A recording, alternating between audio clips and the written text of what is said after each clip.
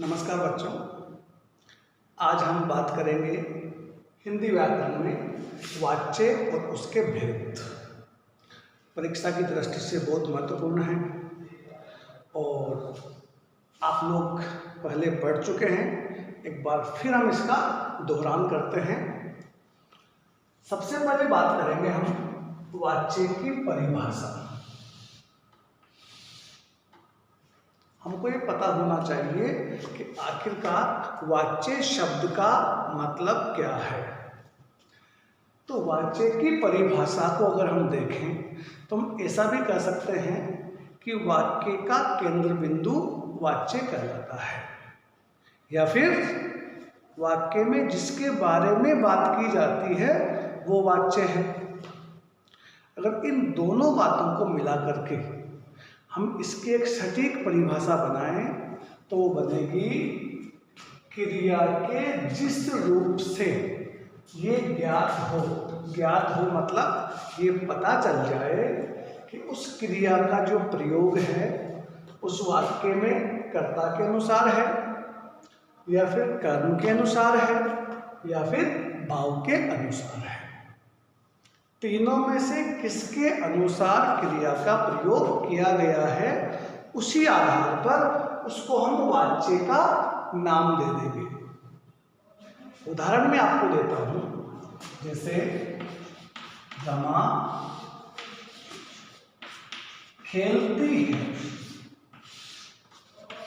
रमा खेलती है। अब इसमें क्रिया है खेलती है। खेलती क्रिया है।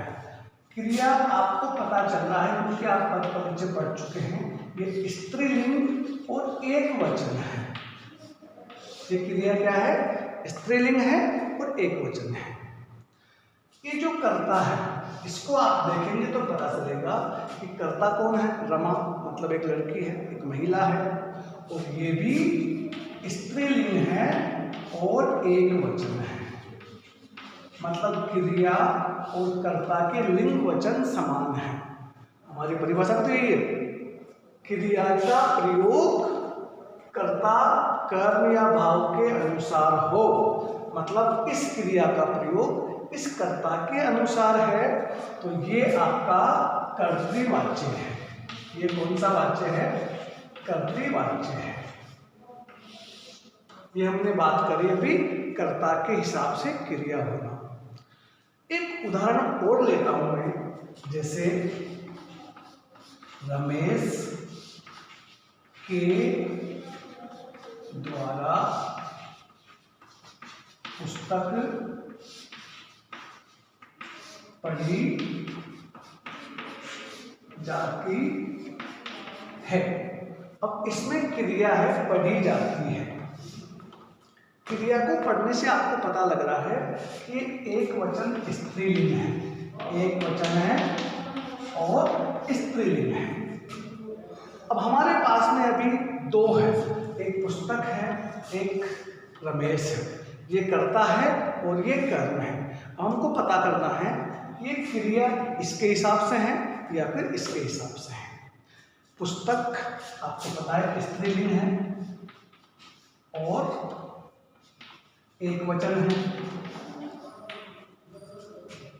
इसको देखो, एक वचन तो है रमेश, लेकिन ये पुल्लिंग है। तो ये जो क्रिया है ये कर्ता के अनुसार नहीं है, ये कर्म के अनुसार है। जो लिंग वचन इसका है वही लिंग वचन इसका है।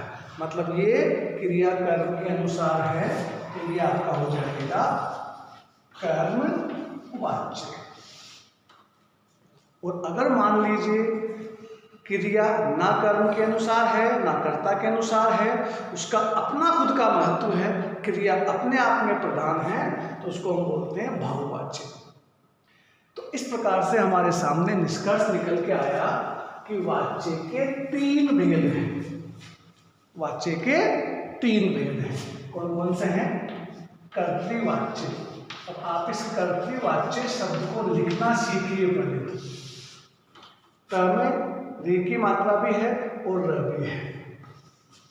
दूसरा है कर्मवाच्य और तीसरा है भाववाच्य। ये 3 वाच्य हो गए आपके सामने। हम एक एक करके बात करें। सबसे पहले हम बात करेंगे कर्तृवाच्य की।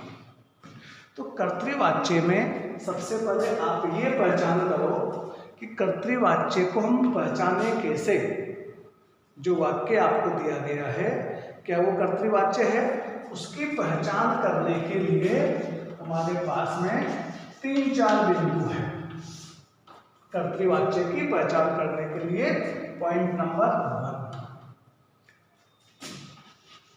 वाक्य में जो क्रिया है वो कर्ता के अनुसार हो। बिल्कुल सही बात है। वाक्य किसके अनुसार हो? क्रिया कर्ता के अनुसार हो। दूसरा पॉइंट, कर्ता जो है वाक्य का, उसके बाद वाक्य में ने हो भी सकता है और नहीं भी हो सकता है।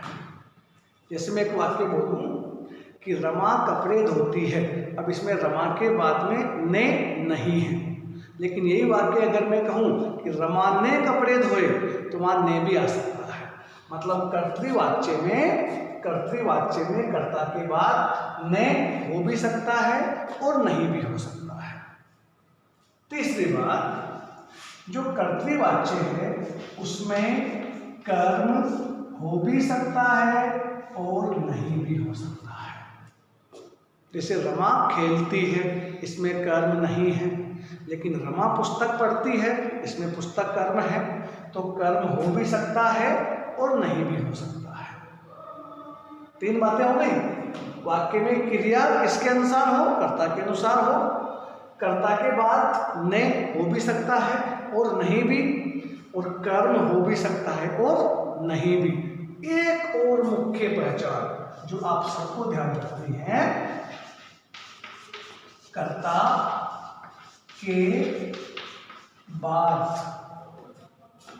3 परसर्ग है और वो है से, ओमा, द्वारा, ओमा, के द्वारा। इन 3 परसर्ग में से कोई भी नहीं होना चाहिए। अगर किसी वाक्य में कर्ता के बाद ने नहीं है, लेकिन इनमें से कोई एक आ जाए तो फिर वो वाक्य कर्तृवाच्य नहीं है। मतलब सबसे पहले आपका फोकस कहाँ होना चाहिए कि कर्ता के बाद या तो ने हो तो कर्तृवाच्य, या फिर इन तीनों में से कोई भी नहीं हो तो भी कर्तृवाच्य। उदाहरण आपको मैंने दिया था अभी, रमा खेलती है, रमेश पढ़ता है, ये सरल वाक्य के उदाहरण हैं और वही कर्तृवाच्य के उदाहरण हैं। अब हम बात करते हैं कर्मवाच्य की। कर्मवाच्य की बात करेंगे तो उसमें सबसे पहले बात तो यही होगी कि हमको पता होना चाहिए कि वाक्य में कर्म क्या है।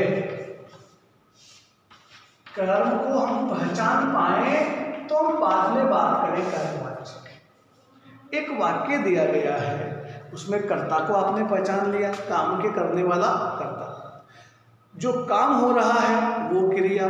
फिर कर्म क्या है? कर्म ये है कर्ता की जो क्रिया है उसका फल, उसका प्रभाव, उसका असर जिस पे पड़ेगा वो कर्म है। जैसे मैं एक वाक्य लिखता हूं, सुरेश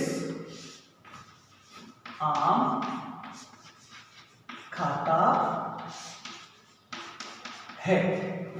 अब ये कर्मवाच्य का उदाहरण नहीं है, इसमें केवल हम कर्म की पहचान करना सीखेंगे। कैसे? सुरेश करता है, खाना क्रिया है, सुरेश की जो क्रिया है उसका असर किस पे पड़ा? आम पर, मतलब ये आम कर्म है। तो कर्मवाच्य की पहचान करें हम। अब करते हैं कर्मवाच्य की पहचान। जैसे कर्तृवाच्य की पहचान की थी, उसी प्रकार से कर्मवाच्य की पहचान नंबर 1,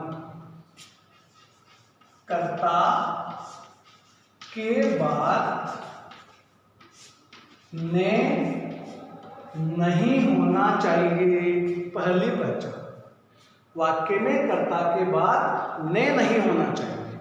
अगर ने हो गया तो फिर वो कर्तृवाच्य हो जाएगा। दूसरी बात, कर्ता के बाद जो आपको मैंने 3 परसर्ग बताए थे, कौन कौन से थे? के द्वारा, द्वारा और से।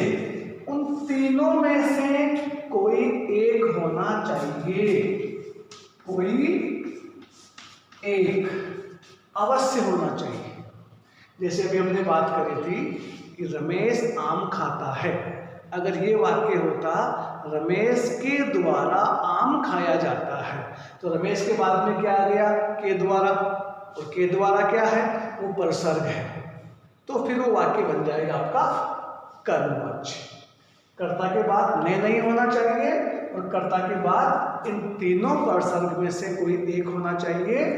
तीसरा मुख्य पॉइंट, उस वाक्य में कर्म अवश्य होगा। कर्म अवश्य होगा, क्योंकि कर्म होगा तभी तो कर्मवाच्य कहलाएगा, क्योंकि कर्मवाच्य में कर्म मुख्य होता है, प्रधान होता है। अंतिम पहचान आप कर लो, वाक्य में जाना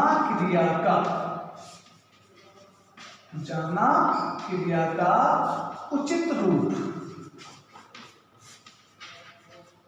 प्रयोग किया जाता है। जाना क्रिया का उचित रूप उसका प्रयोग किया जाता है। अब उचित रूप का मतलब क्या है?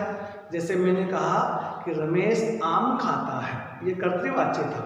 अगर हम इसी वाक्य को बोल देते कि रमेश के द्वारा आम खाया जाता है, तो जो आपने लिखा जाता है, ये उस क्रिया के अनुसार जाना क्रिया का उचित रूप है। और इसमें काल का ध्यान रखा जाता है। काल मतलब वर्तमान काल, भूतकाल या भविष्य काल, उसका ध्यान रखा जाता है। उसके अनुसार ही जाना क्रिया को लगाया जाता है। जैसे रमेश आम खाता है, वर्तमान काल है, तो आप लिखोगे खाया जाता है, मतलब काल वो का वही रहना चाहिए। हम जब वाच्य परिवर्तन करें तो उसका काल नहीं बदलना चाहिए। अब हम बात करते हैं भाववाच्य की। भाववाच्य जिसमें भाव मुख्य हो, क्रिया मुख्य हो, ये है आपका भाववाच्य। इसकी पहचान भी बिल्कुल कर्मवाच्य की तरह ही है। भाववाच्य में, सुनना ध्यान से, भाववाच्य में कर्म नहीं होता है, ये ध्यान रखिएगा। कर्तृवाच्य में तो कर्म हो भी सकता है और नहीं भी। कर्मवाच्य में कर्म अवश्य होगा, लेकिन भाववाच्य में कर्म कभी भी नहीं होगा। पहली पहचान। दूसरी पहचान, जो आपका कर्ता है भाववाच्य का, उसके बाद में आपको जो 3 परसर्ग है उसमें से कोई एक लगाना है, के द्वारा, द्वारा और से। तीसरी पहचान, इसमें भी काल के अनुसार आपको जाना क्रिया का उचित रूप लगाना है। काल के अनुसार मतलब वही वर्तमान काल, भूतकाल, भविष्य काल। एक उदाहरण मैं आपको देता हूं। मां से चला नहीं जाता, ये वाक्य है।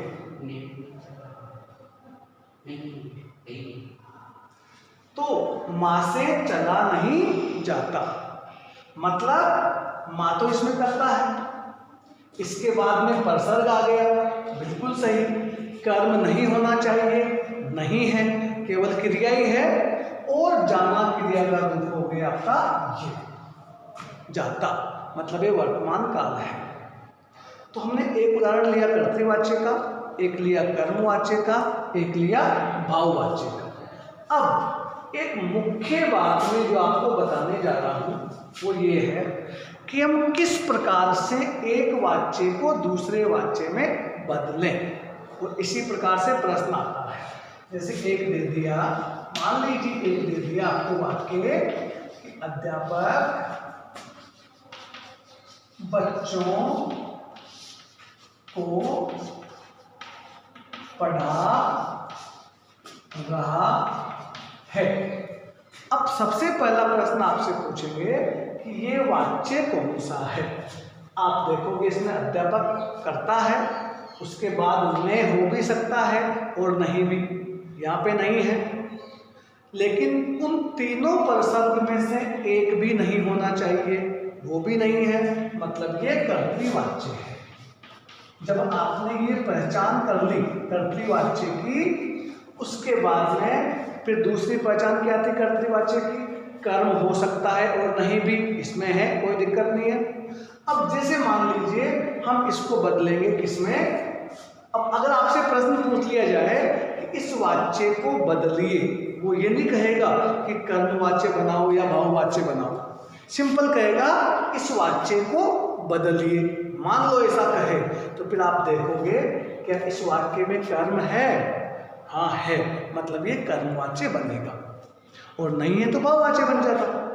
कर्मवाच्य और भाववाच्य बनाने का तरीका सेम है।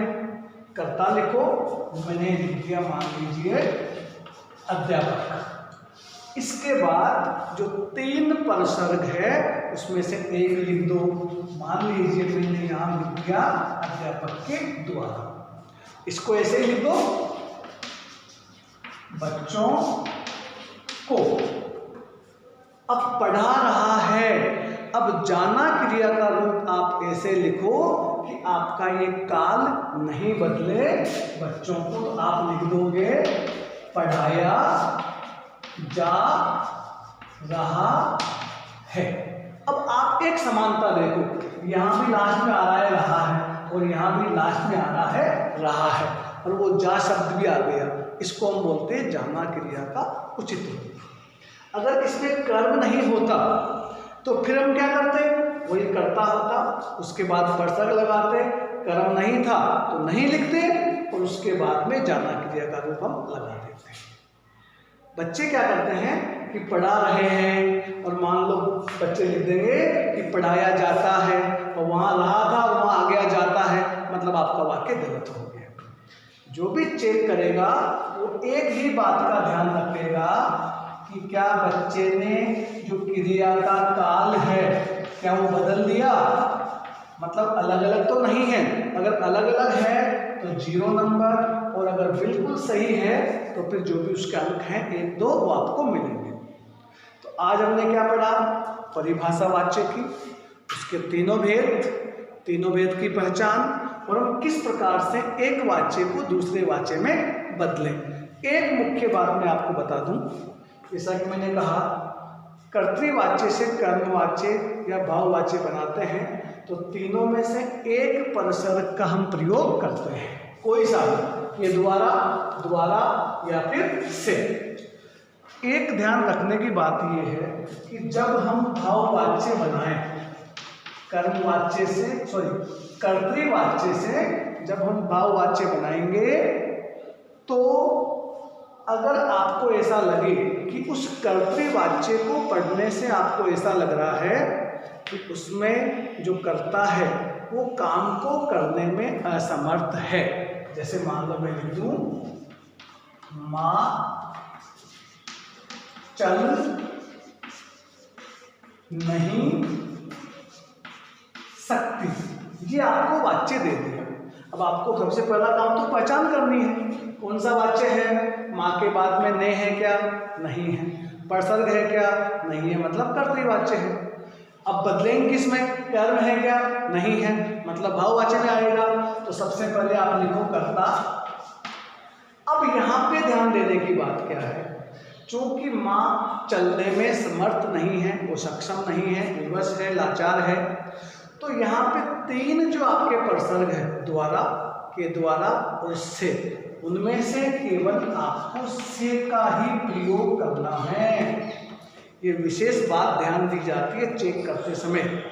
अगर भाववाच्य में आपने बदला है, कर्ता असमर्थ है, तो फिर इस से को देख करके आपको नंबर दिया जाता है। माँ से, अब लिख दो आप चला नहीं। अब देखो जो क्रिया है वो आनी चाहिए, क्रिया लगा दो जा सकता।